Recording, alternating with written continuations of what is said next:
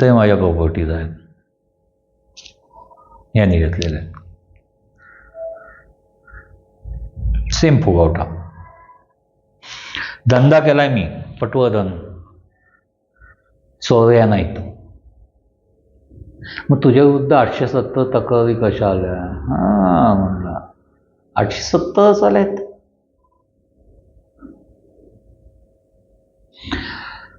Bill of exchange आणि promissory नोटचा योग्य वापर करून मी 2000 लोकांकडनं पैसे घेतलेले आहेत. तक्रारी तुमच्याकडे 870 आल्या आहेत. म्हणजे अजून 1130 लोकांचा माझ्यावर विश्वास आहे.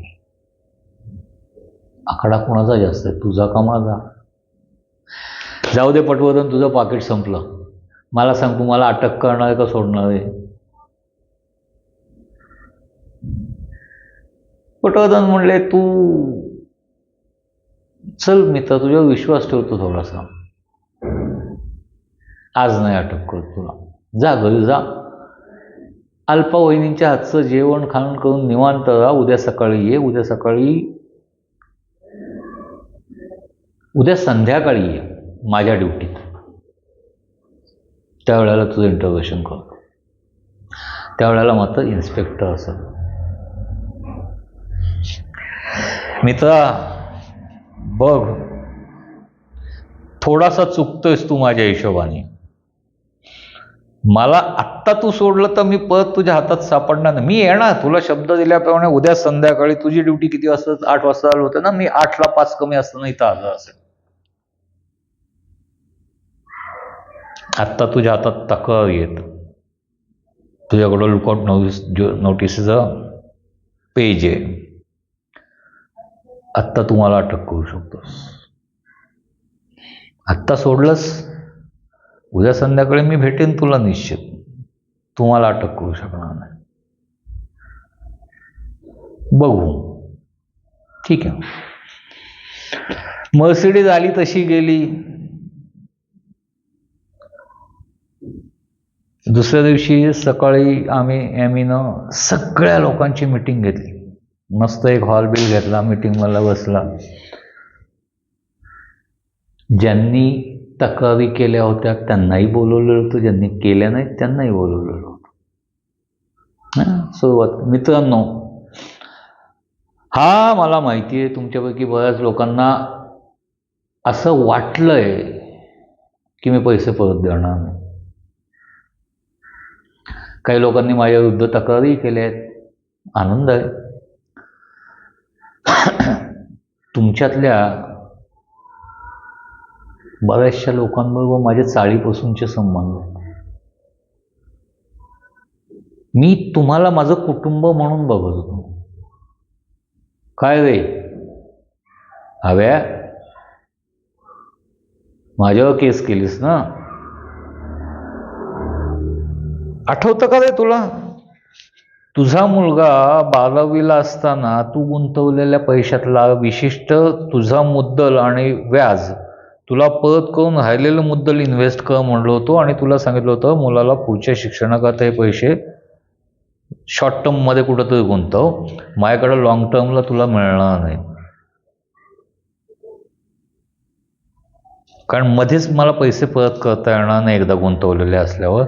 आणि तू ते पैसे घेऊन गेला होता, त्याच्यावरच तुझ्या मुलाचं शिक्षण झालं. हे आत्ता राहिलेले जे ते मुद्दलाच्या व्याजावरचं व्याज आहे. बरोबर आहे ना? केम छो आवनी बेन, सारो छे ना?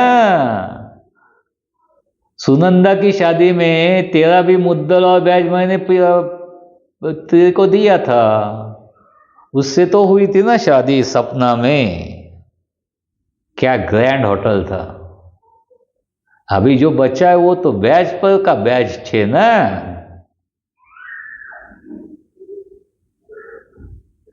पाहुणं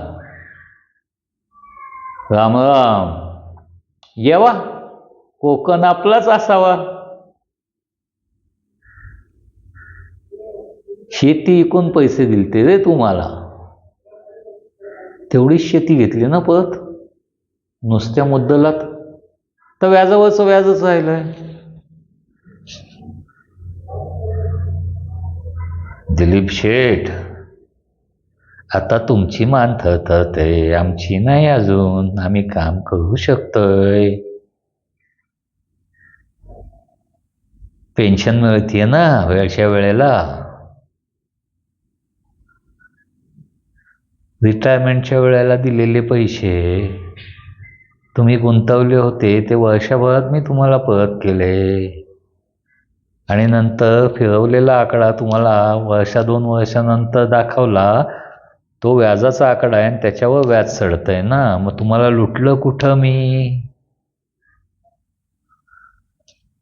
कमिशनर ऑफिसमध्ये तक्रार देताना मात्र लुटलंय म्हणून सांगितलं. बोला. नमस्कार पंत. टेन्शन नाही घ्यायचं.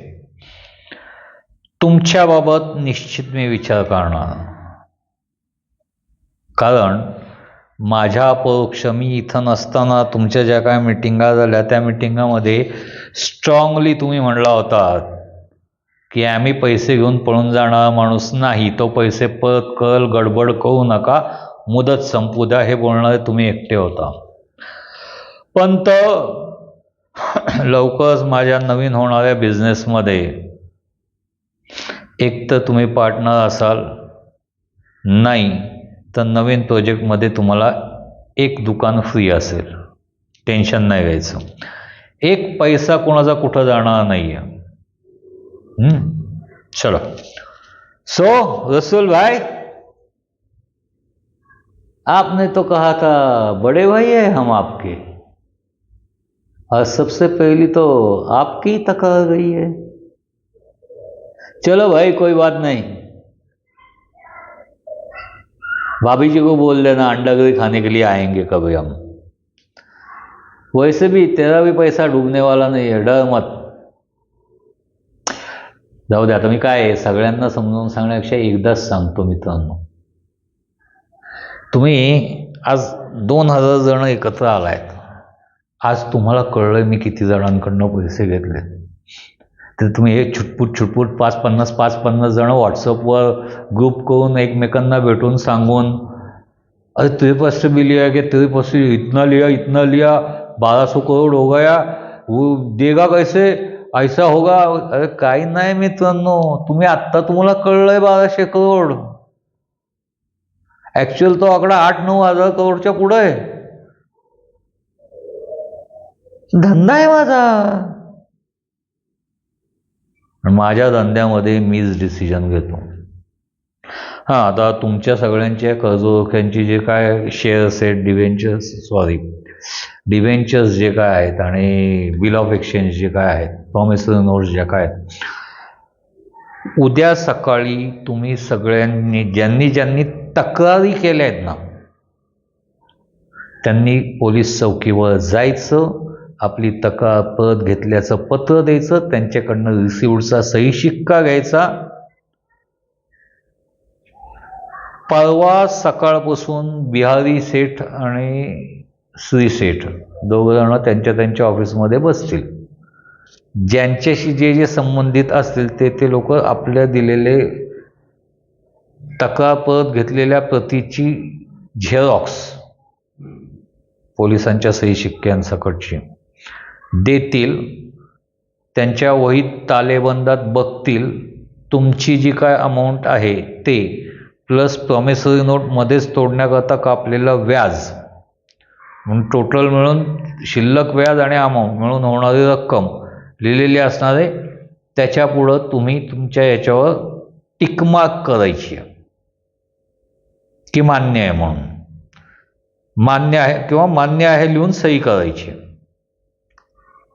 त्यानंतर ते तुम्हाला तारीख देतील. सगळ्यात शेवटी ज्यांच्या तक्रारी झालेल्या आहेत ना, त्यांच्या सगळ्यात शेवटी रक्कम मी देणार आहे. सगळ्यात पहिले ज्यांनी विश्वास दाखवलाय त्यांचे पैसे दिले जातील. आणि हो,